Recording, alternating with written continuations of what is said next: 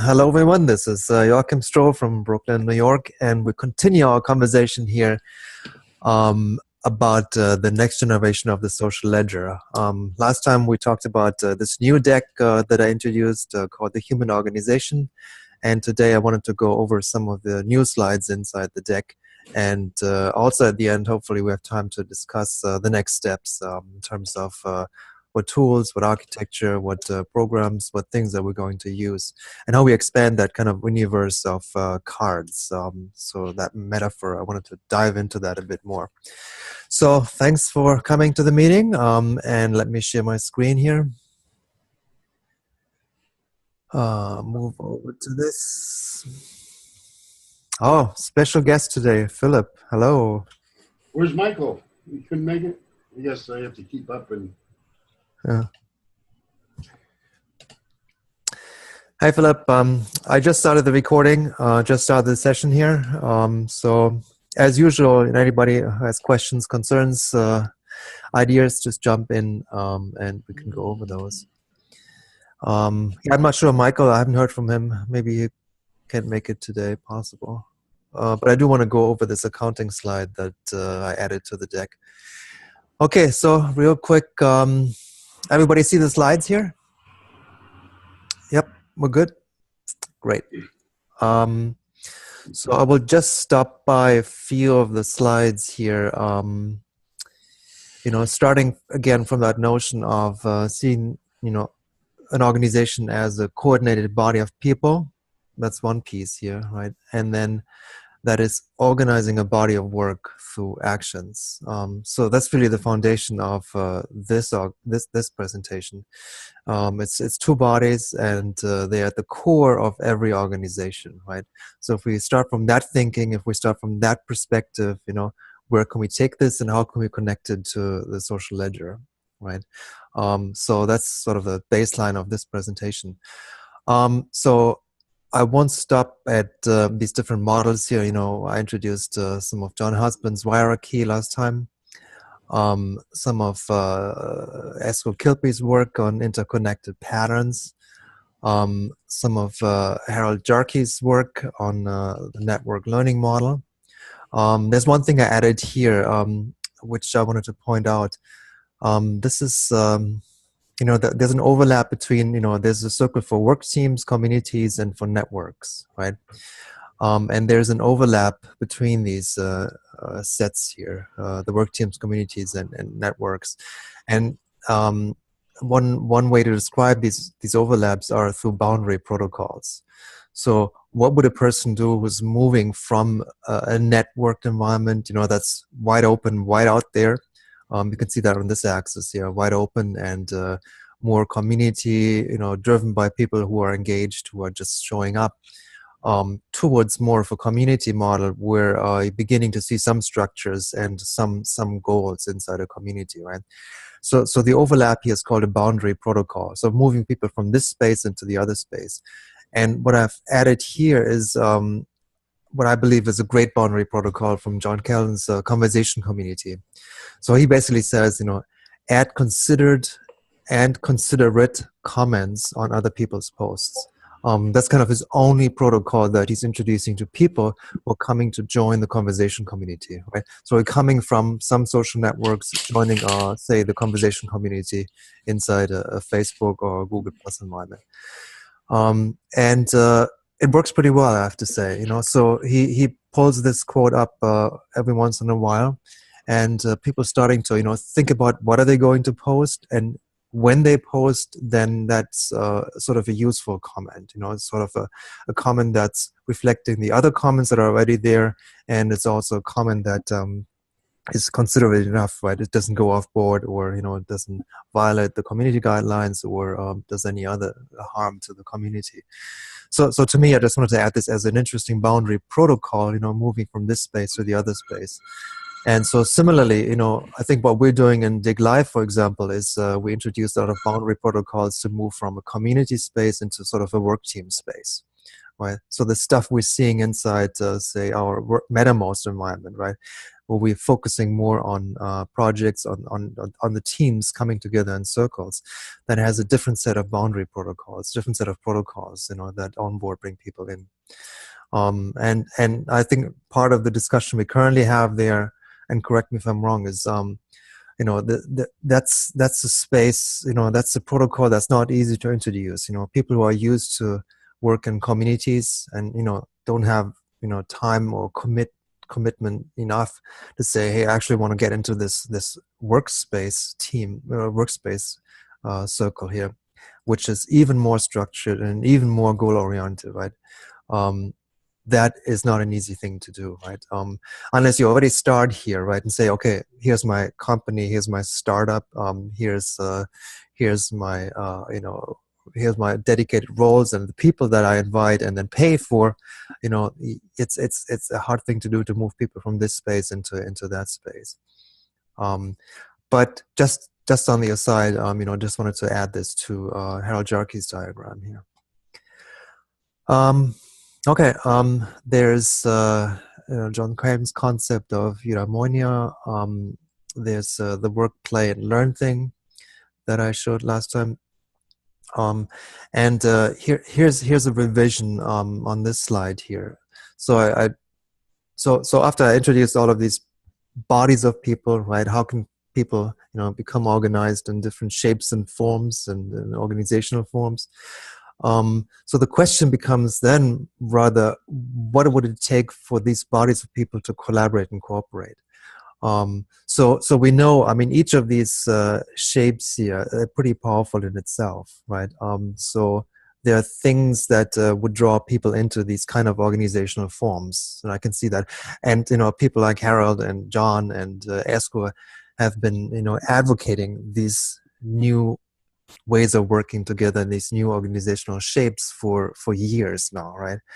What I want to say here with the social ledger is kind of, again, we're building the bridges here. We're sort of connecting these bodies of people to sort of bodies of work, and then the knowledge that is bridging, but is the bridge between them.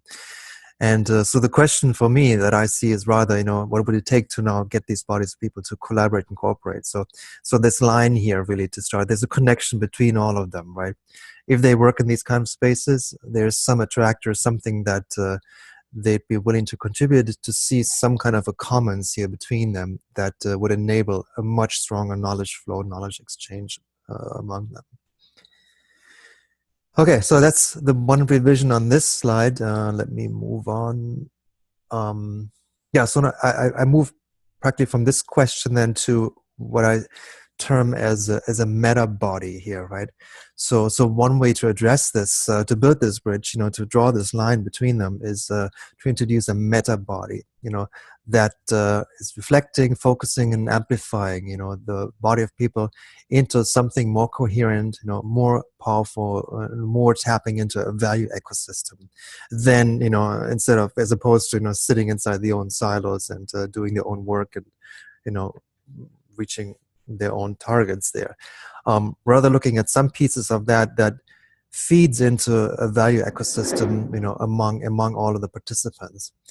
And for that meta body, last time I introduced this kind of a parabolic reflector, right? So if you see bodies of people coming in on this here, and they're all like, there's so many, groups and communities and cooperatives and whatever is out there, right?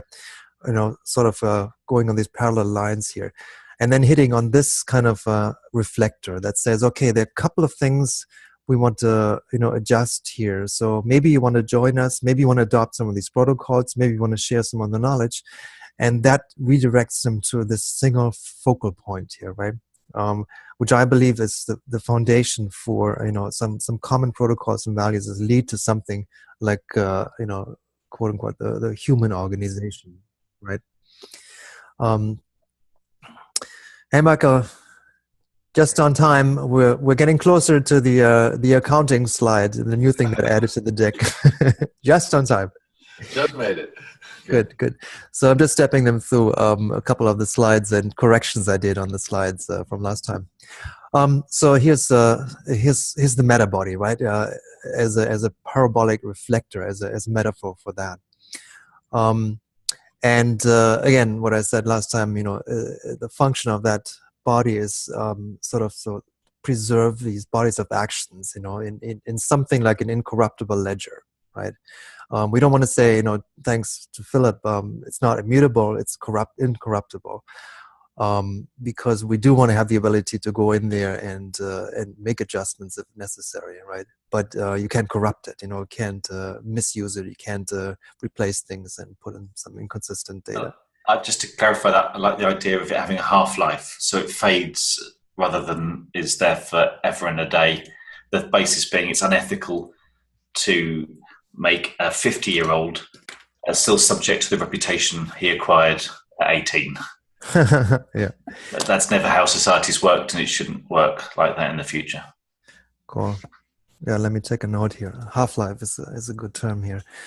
Something I actually had planned for some of these activities, right? So if you are committed to an activity and you don't commit, or you don't show up, or you don't become active around this anymore, it sort of fades out over time. Your activities fall into the background.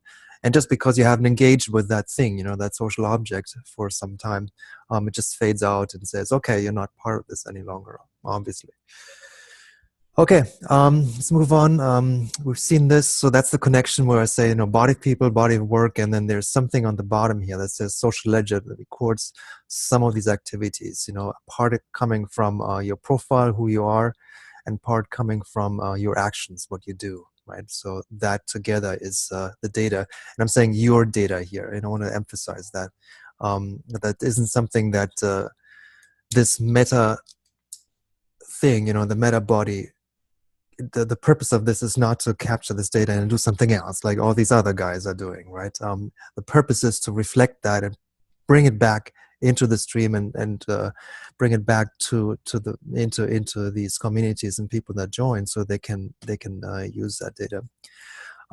So this notion of building bridges, I think, is an important one again, and that actually connects to the next slide here. That was Philip's chart of the BREAD organization, which is we're building bridges here between bodies of people, bodies of work now, and this is plural, right? So you can see these are now looking at multiple bodies of work. So each group organized in a certain way, each group has their own bodies of work that they are concerned with, right?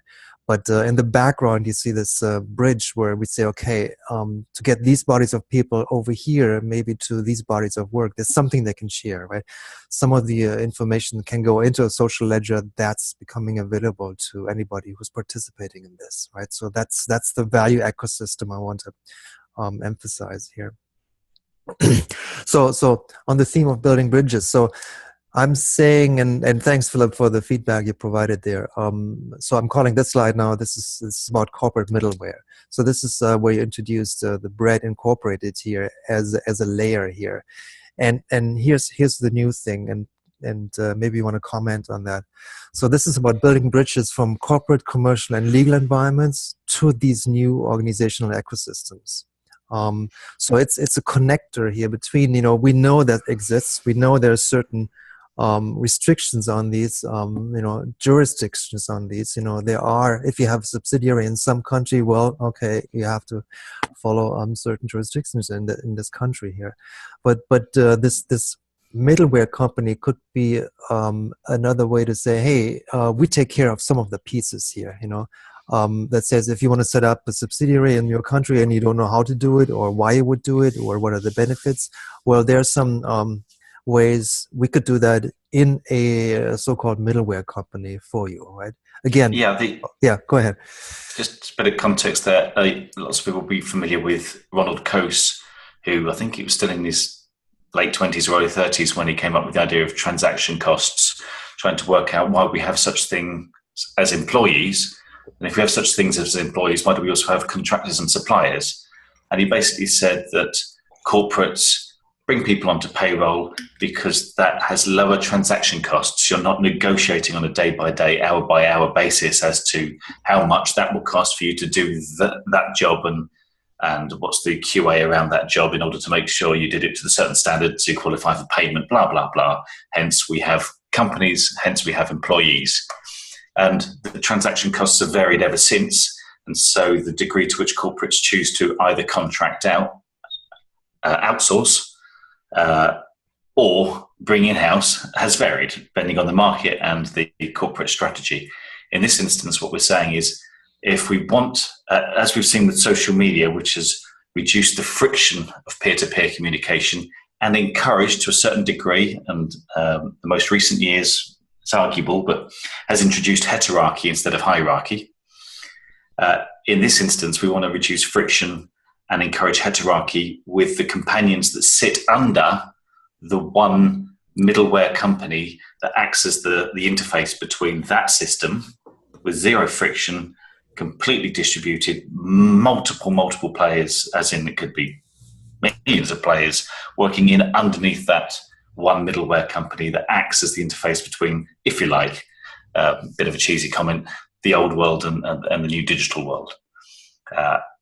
There are some attempts to do that as if the old world doesn't exist. And as we've seen recently, the old world doesn't necessarily take that lying down and soon raises its head. And before you know it, instead of just having a server, it's now a Canadian server or an Icelandic server or a French server, because geopolitics inevitably raises its head and imposes itself on this otherwise pure digital play. So Bread Incorporated, bread being derived from the original meaning of company, to eat bread with somebody, acts as that middleware. And it was a thought experiment 3.5 years ago, and we've started to see it play out with some of the links I've shared in Mattermost to various degrees. So it's I don't know if it's practical.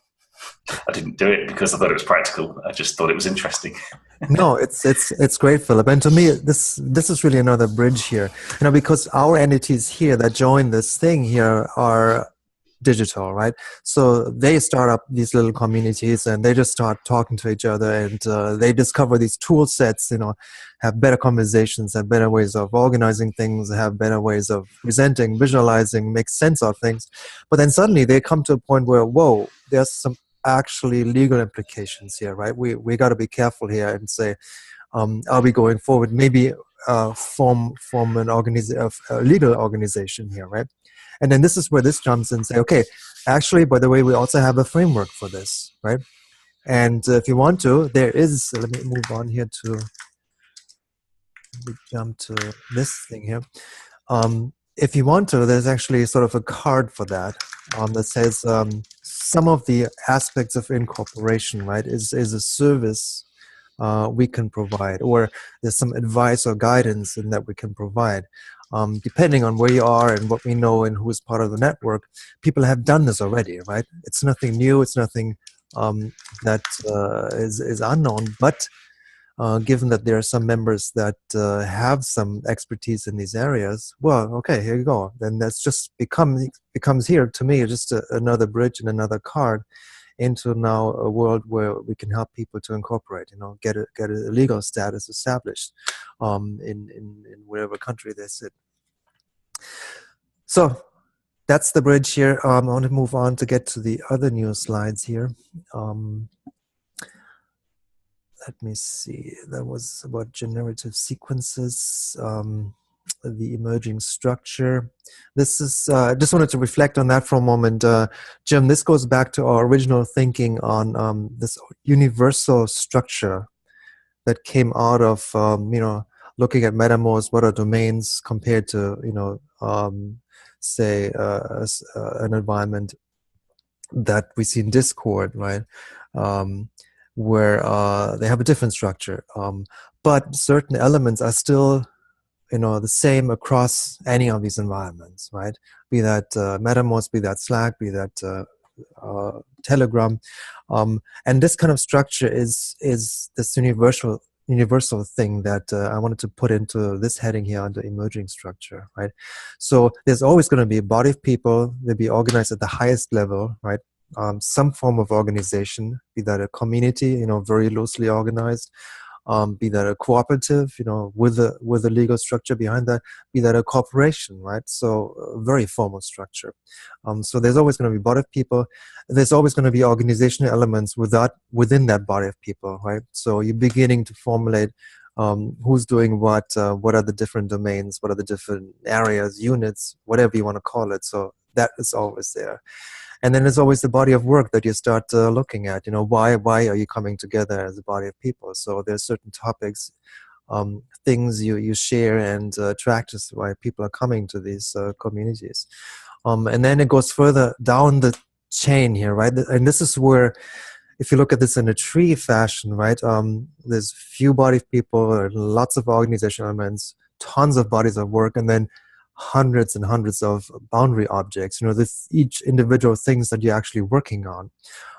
And then it goes into potentially into the hundreds of thousands of bodies of actions, right? So on each of these objects, you're going to apply some of these activities, right? Some of these actions. So you gather around it, you do something with these objects.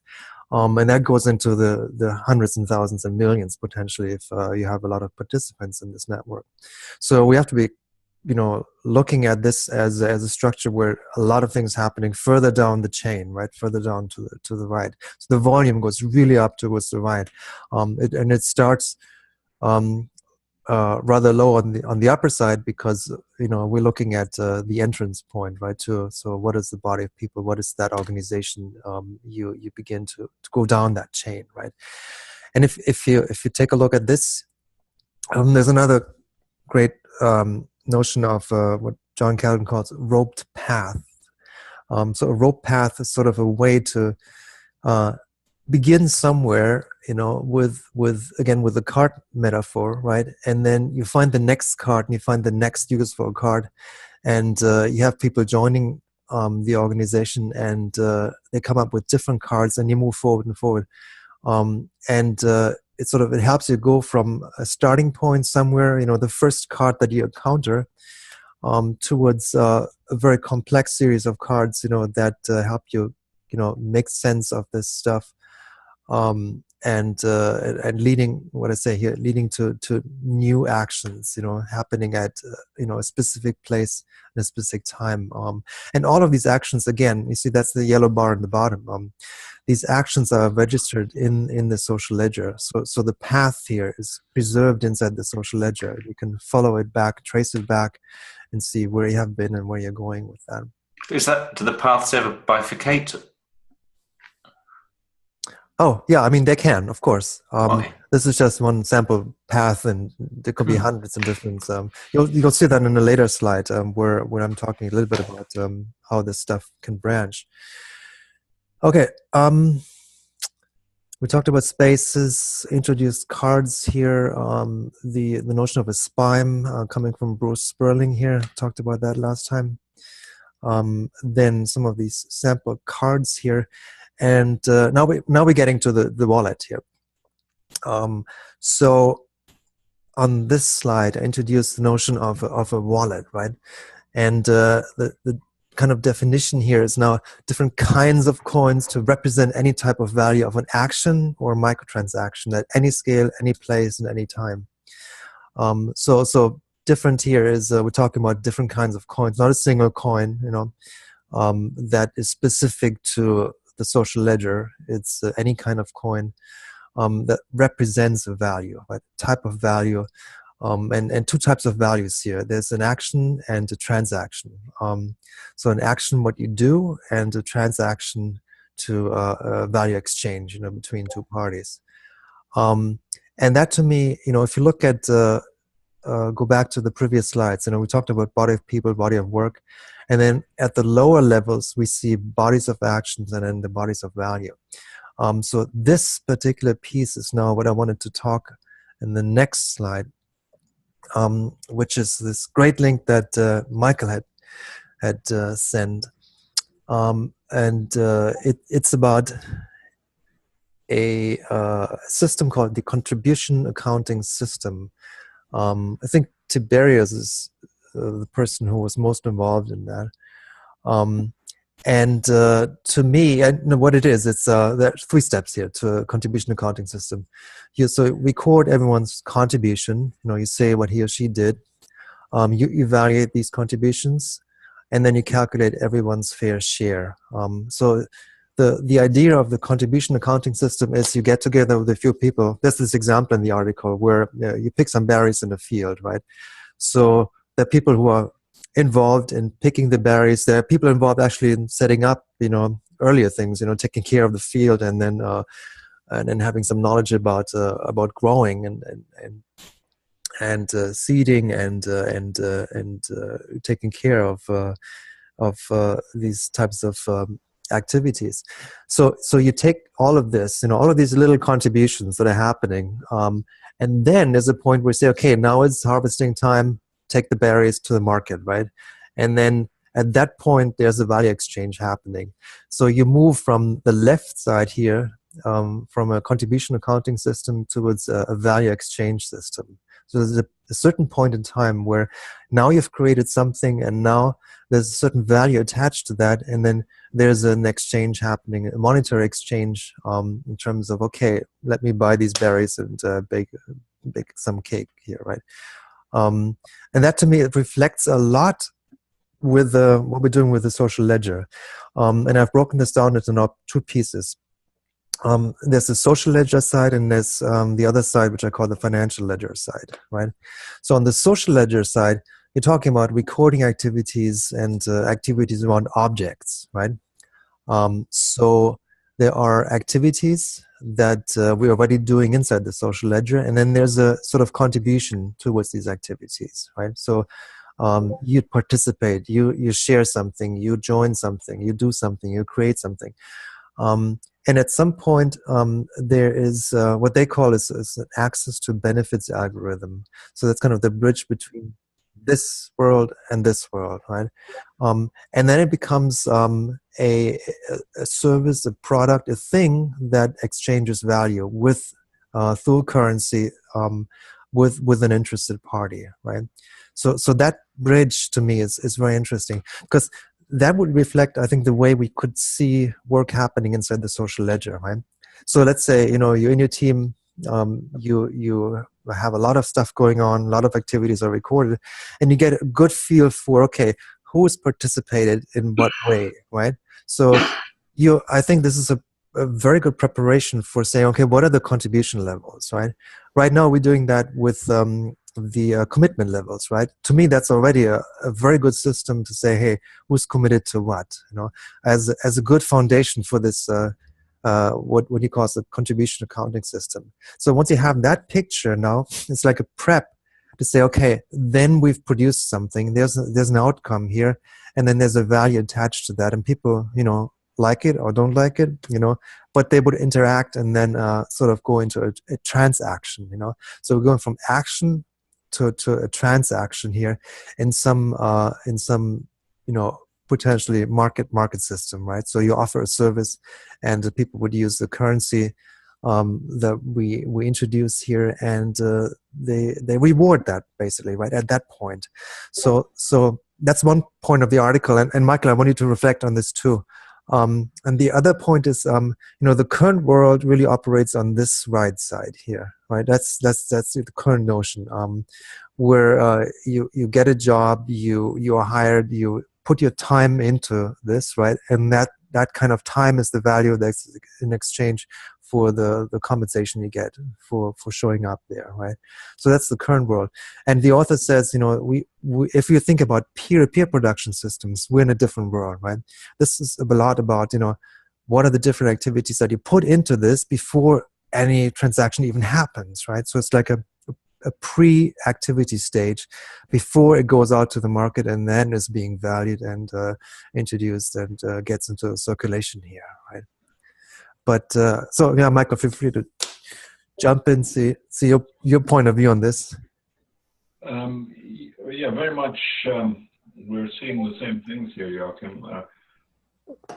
Certainly, the distinction between the sort of internal social ledger process and the transaction level externally that can emerge from it. And that's the tricky bit, of course, is how does one produce the other? What is the social organizational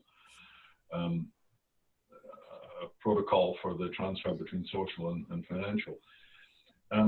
I'd also say, though, that we've got to recognize in the financial side the same variety as we can readily see in the social ledger.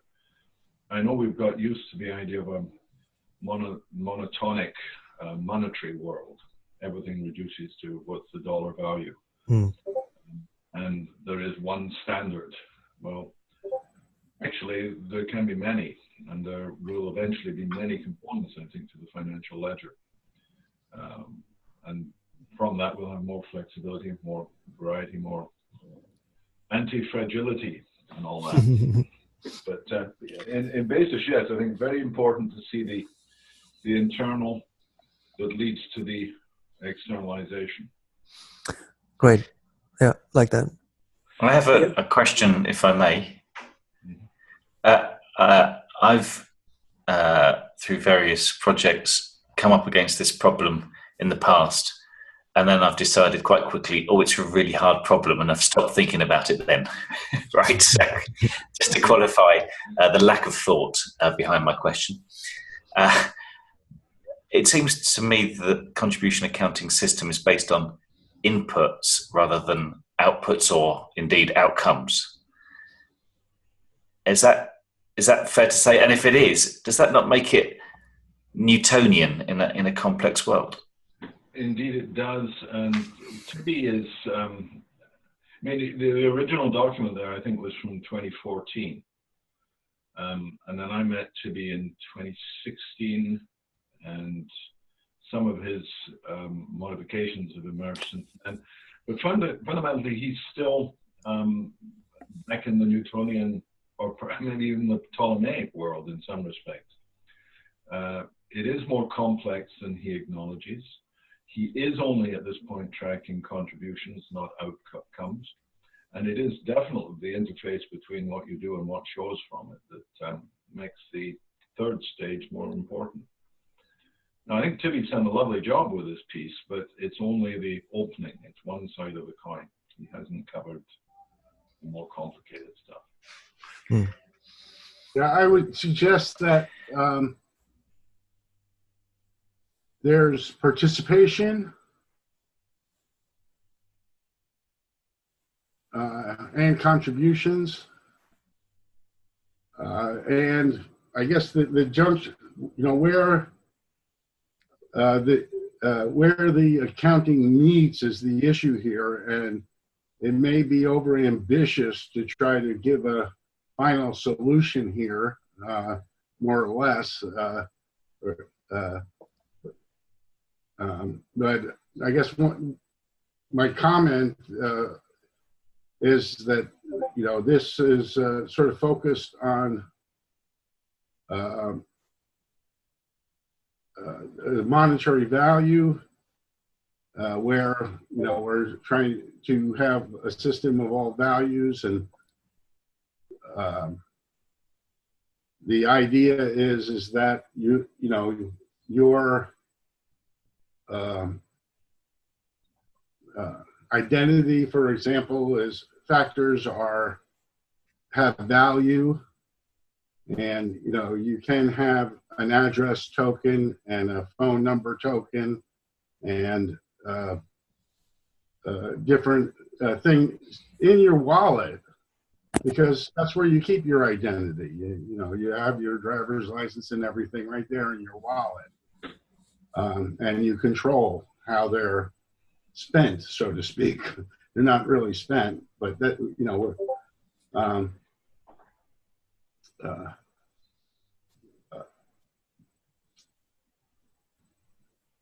but you know, there is a boundary where we say this is a measure of participation, okay, but it's one measure of participation, okay. The fact that they were 40-hour weeks may be a factor. It may not be. It's up to the organization. So we have to be careful when we're trying to say that this is something that can be part of a reward system as opposed to being a complete reward system, because it's not complete. Yes, Jim. I mean that's something I wanted to bring in to this thinking here, because you have different reward systems. You have different ways of giving tokens or paying people for work they do. And what I wanted to say was this slide is it's your choice. If you see this as a value exchange system, so be it, right? So if you say I give you 100 tokens for a certain amount of work that you want to put in here, that's a value exchange, and you can point to that and say, okay, that's what happened. On the other hand, if you're just coming together here with a couple of people starting to work on something where you don't even know what the outcome is, right? Then you're on this side here. Then you're just looking at the participation, as you call it, and the contribution levels of the different people. Just to come to a point where you have a very good picture of, okay, this is, I think, a fair share, of what we think we contributed towards this thing that comes out of this, right? And that to me is now, again, the connection to the social ledger is you make something. So there's a service. And what I wanted to say is we actually can start off with a certain set of basic services that are immediately part of this value exchange system. So I'll give you one example. Say if part of creating this ecosystem is we would set up MetaMost spaces or Discord spaces for people, and we have an easy way to do that, and we have a way to put that into a portion of a data center that we control, right? So let's say put it somewhere in DigitalOcean, and there's a cost, of course, for that to create a new MetaMost instance in DigitalOcean. Now, if anybody in this world says, okay, I want that MetaMost thing. Like last week, for example, this week I was talking to Identity Woman, in her group, and they are really struggling with what kind of conversation space can we set up, right? They were drawn to different way, even SharePoint. I saw that in one of the documents they created. It was one of the options, and I mean, immediately if I see that, then it raises the question, whoa, there are now better alternatives to that, and we can provide these alternatives.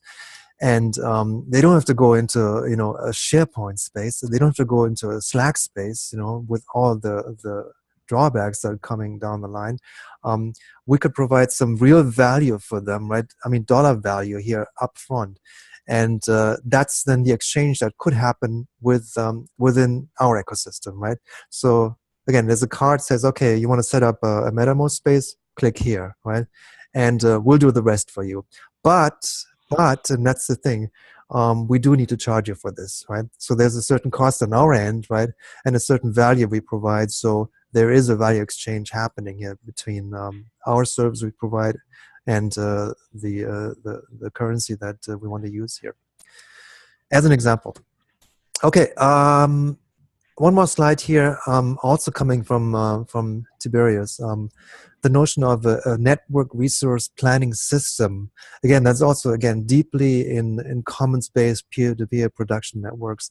And I just want to highlight a few things here that he's talking about, contributions attributed to the creation of resources, right? So what is a resource? A thing that to me is closely related to a social object, and you can now start actually attributing to these resources.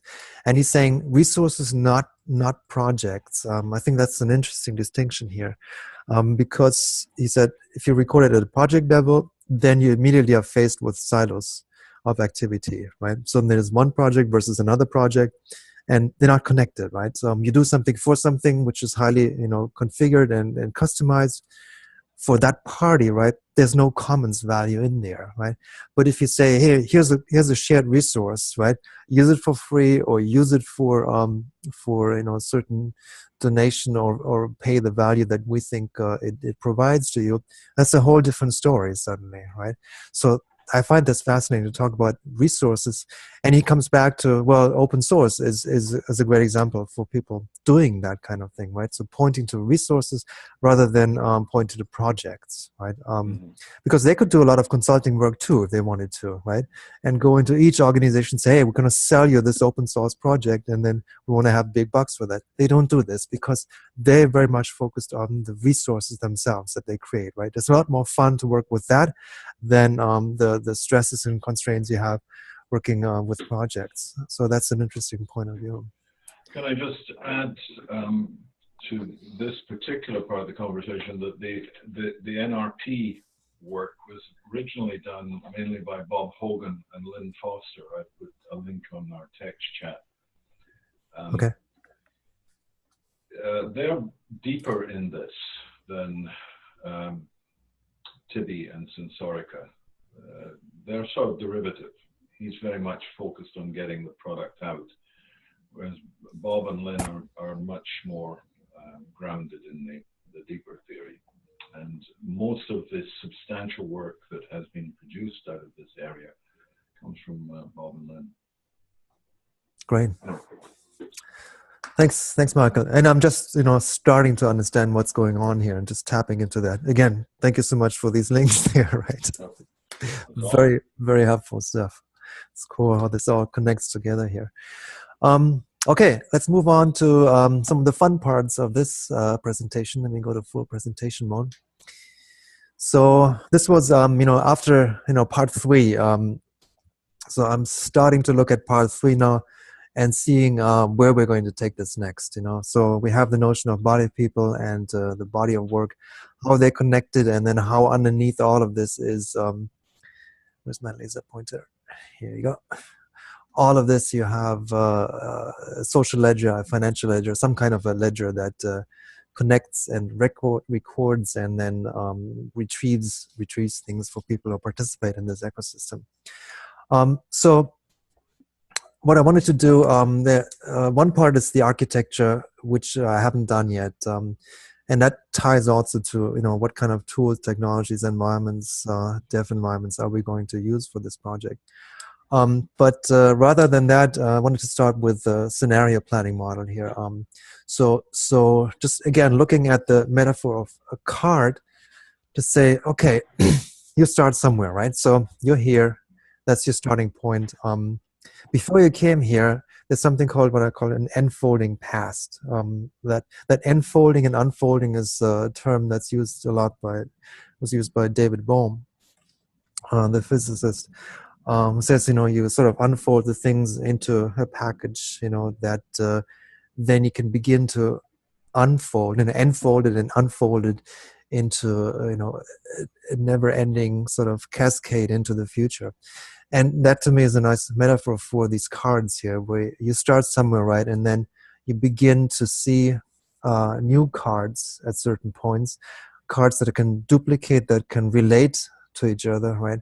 For the work you do, that all goes into this certain, into a future that you don't know yet. When you start here, you have no idea what kind of things, what kind of objects you're going to retrieve, use, build, create, before you get to a point where you want to share something with the broader community, right?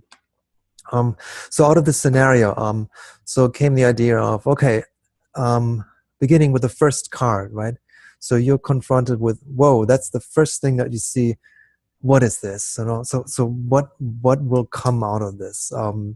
So the notion of a very simple, I call it a portal into something, right? So you begin your journey with a single card, right? So first step of your journey is your single first step, right? So single card here. And then where is that going to take you, right?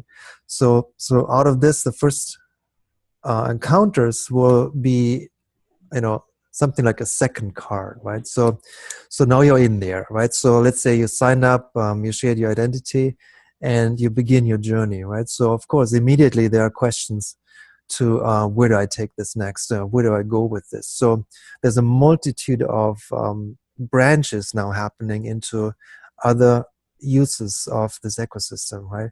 Are you going to, sort of put down a document? Are you going to have a meeting with a few people?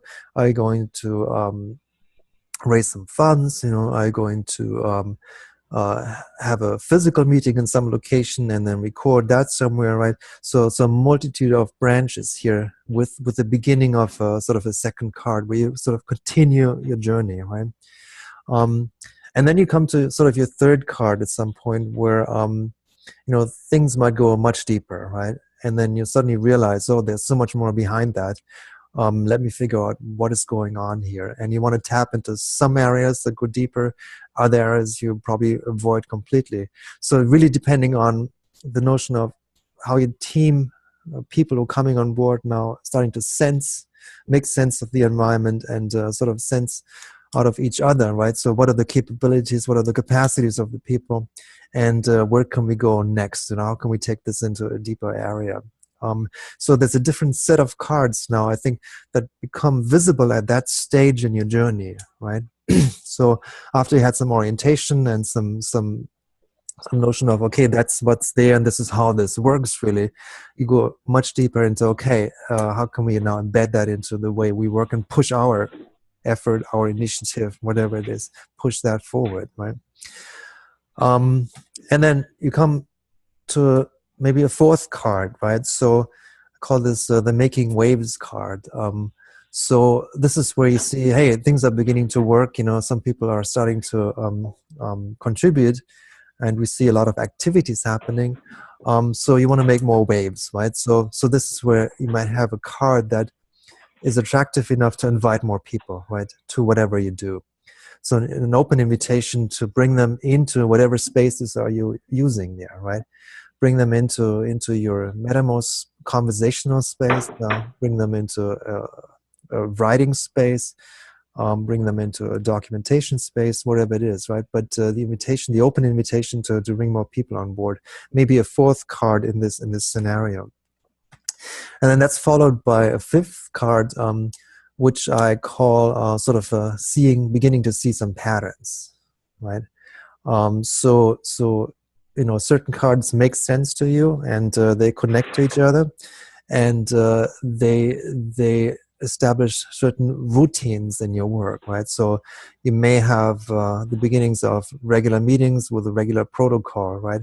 You have the notion of this is how we're going to structure and organize our material, right? These are the tags we're going to use, the ways we put things together.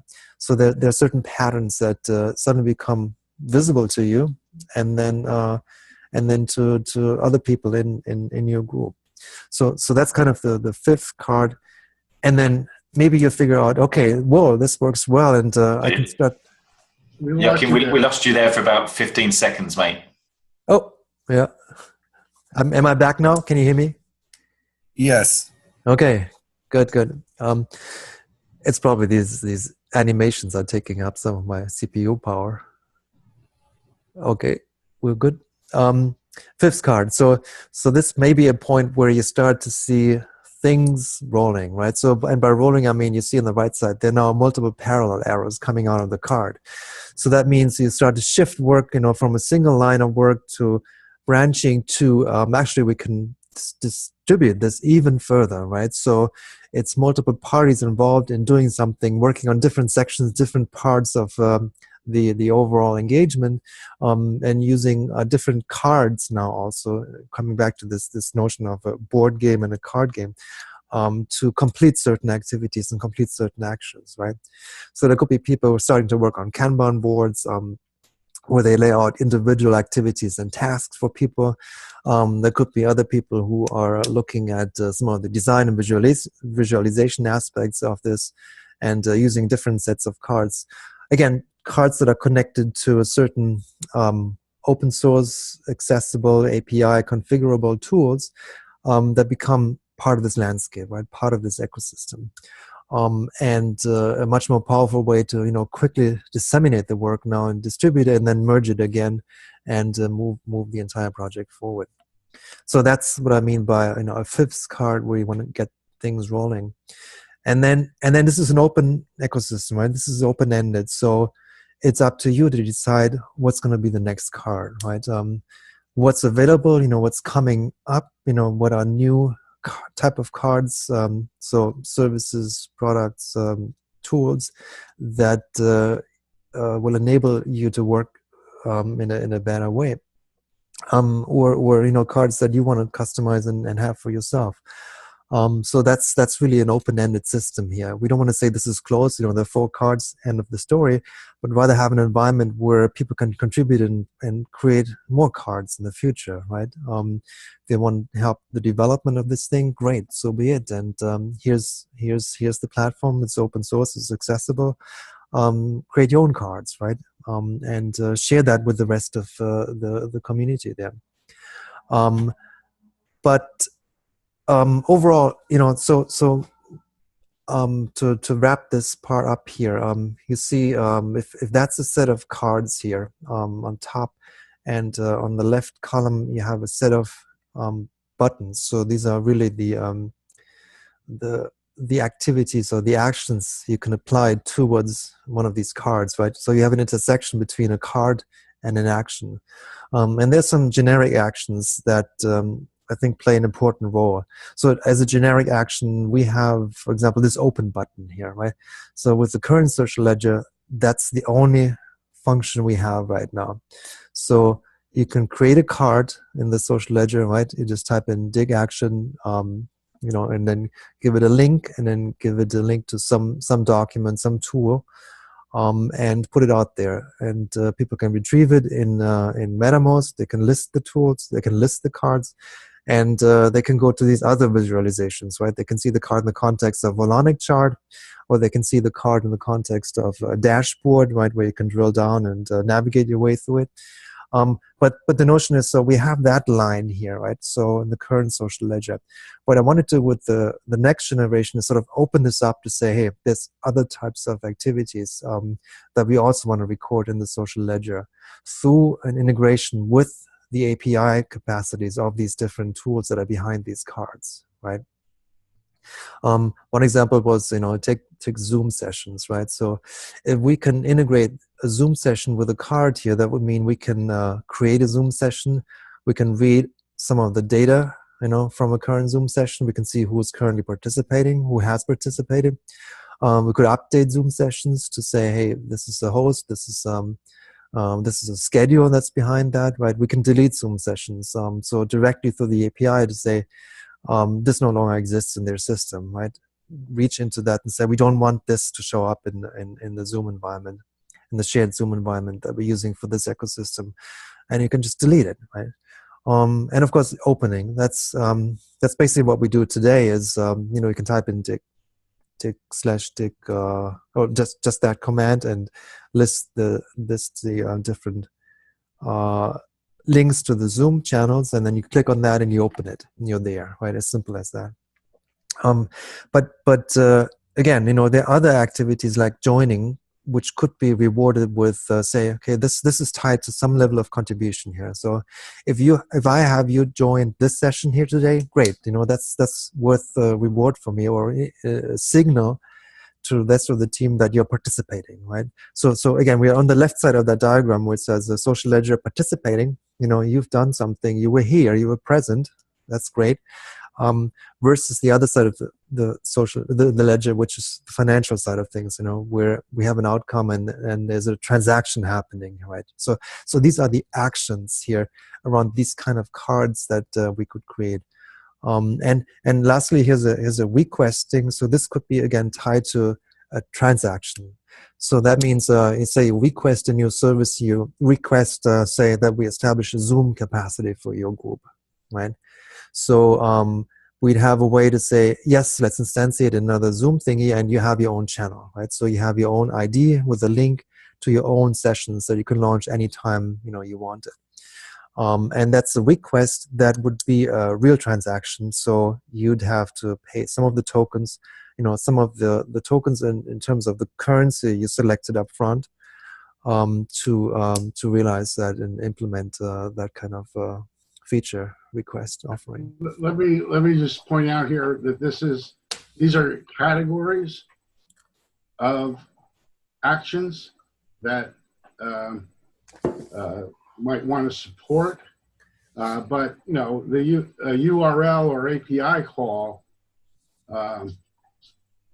can do any of these functions and can be created as an action to the card, which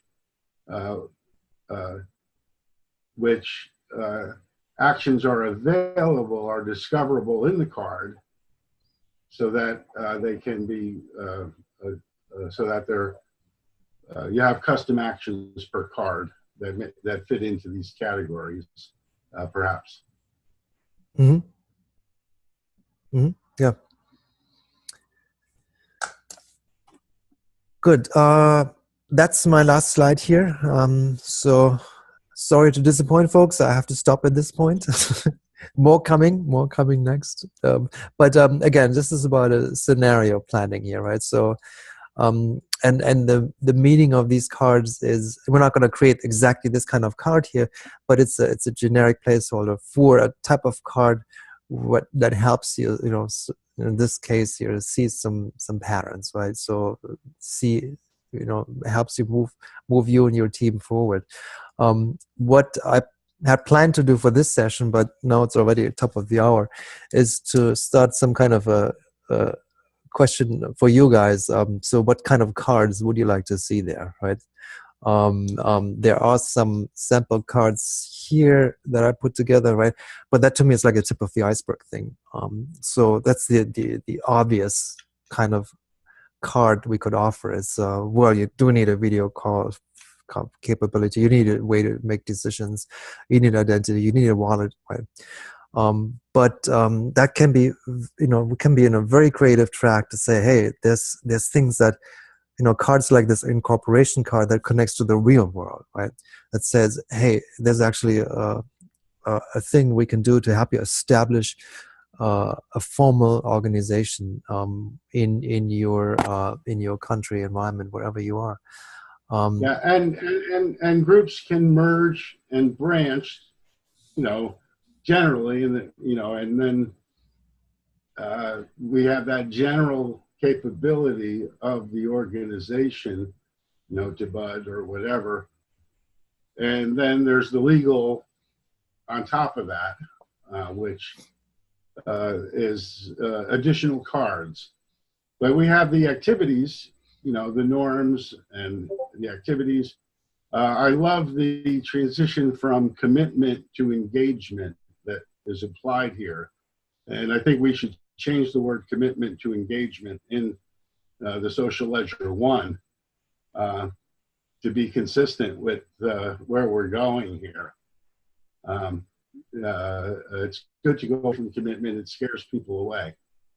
But engagement, if I want to be engaged in something, that's something else. Do I want to be engaged?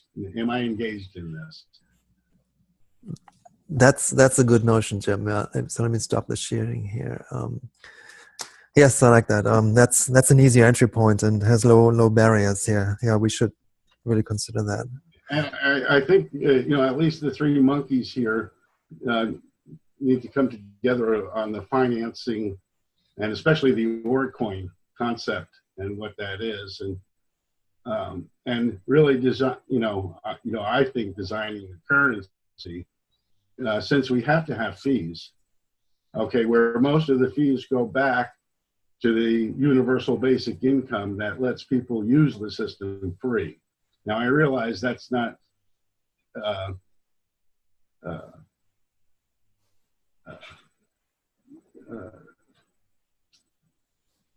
what a company might expect to do internally, but I think it can be justified. Yeah, a lot of questions in this area. And to me, what I want to push forward here is in the first quarter of this year is let's start by onboarding a couple of these folks. Not corporations, not formal organizations, but informal ones. The stuff that we're doing. I think the other important thing that needs to be carried forward is currently a role is defined by the activities a person is engaged in. They're flexible roles, and we create them by engaging ourselves in activities. And I think this should be explicit in our design.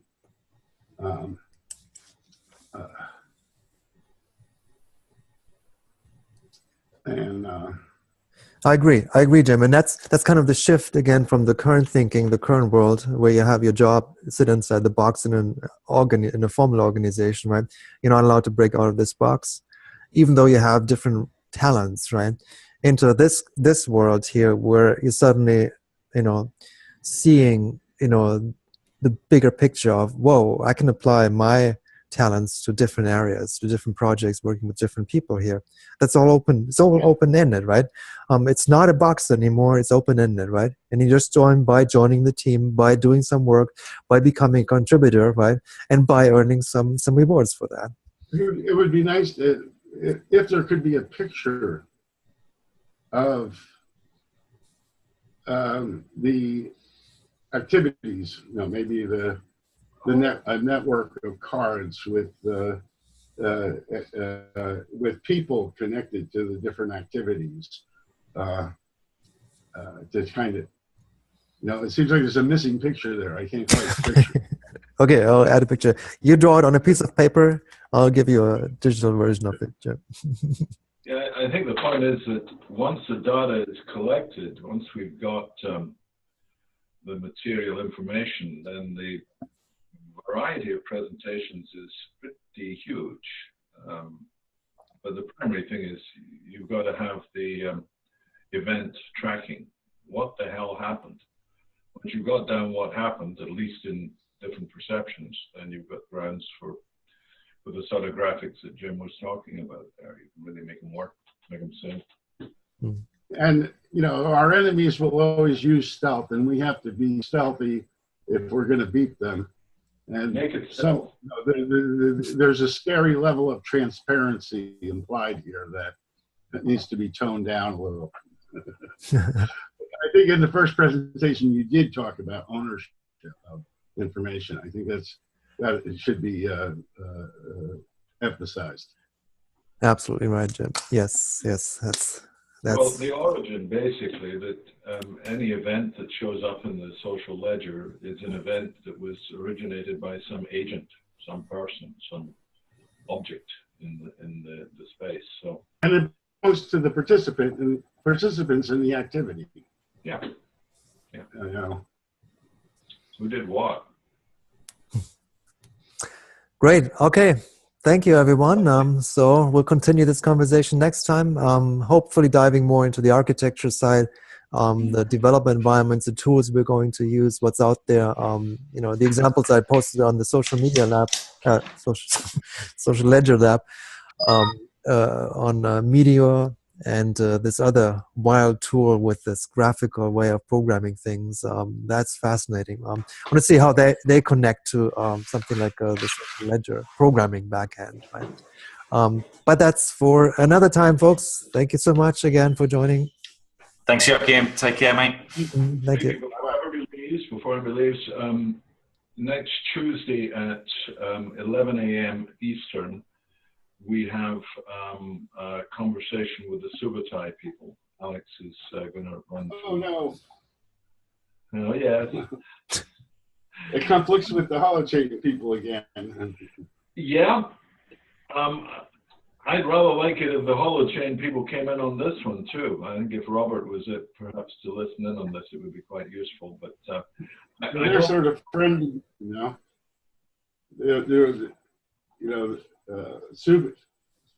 Subutai is fixing a problem that holochain wants to make go away if everybody uses holochain for everything.